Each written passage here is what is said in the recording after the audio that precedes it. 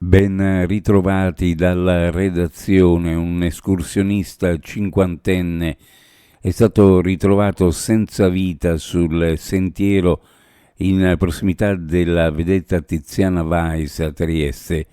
È accaduto ieri pomeriggio, ma la notizia è emersa solo a tarda serata. Dalle prime informazioni raccolte si tratterebbe di un 52enne italiano. L'uomo era vestito con abiti da trekking.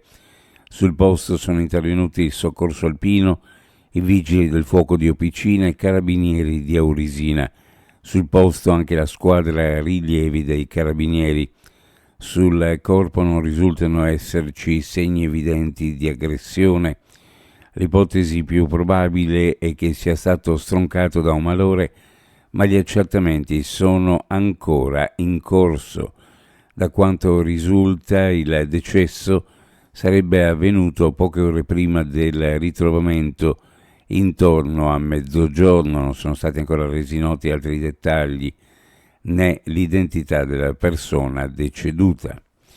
L'uomo di 45 anni, residente in provincia di Pordenone, che una decina di giorni fa era stato notato privo di conoscenza da alcuni passanti lungo la strada provinciale Opitergina in località Valle Noncello, alle porte di Pordenone, che è morto subito dopo il ricovero all'ospedale.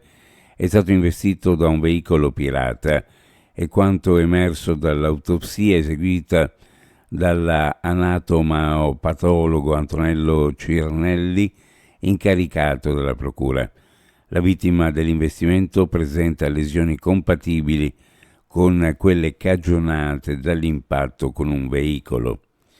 Cercavano di rubare dei vestiti, ma sono stati fermati dai carabinieri. È successo a un 45enne serbo e una donna ungherese di 36 anni, entrambi residenti a Trieste, nel negozio Sorelle Ramonda di Reana del Royale. Come hanno riportato gli organi di stampa, i due sono stati denunciati dai carabinieri di Feletto Umberto. I due coniugati disoccupati avevano usato una borsa schermata per portare via gli indumenti, ma sono stati individuati dai militari dell'Arma, i quali hanno anche rilevato come i due nella stessa giornata avevano messo a segno un furto di materiali elettrici da hobby nel negozio di Tavagnacco. Hanno reciso una parte della rete per ricavare un varco nascosto. L'hanno fatto di nuovo dopo che il comune aveva più volte delimitato e messo in sicurezza la zona. E così infilarsi resta ovviamente un gioco da ragazzi. I senzatetto, i migranti, i vandali, i Vride, da tempo ormai entrano negli spazi abbandonati. È questione di tempo per riqualificare lo stadio Ferrini, da anni abbandonato nel cuore di Ponziana. Ora ci sono tutti i fondi. L'ultimo stanziamento regionale assegnato pochi giorni fa in assestamento di bilancio ammonta a 1,9 milioni di euro. Sono i quattrini che ancora mancavano. Il comune infatti poteva già contare a bilancio su circa 1,3 milioni di euro per l'opera, ai quali ora si aggiunge anche questa ulteriore ripartizione.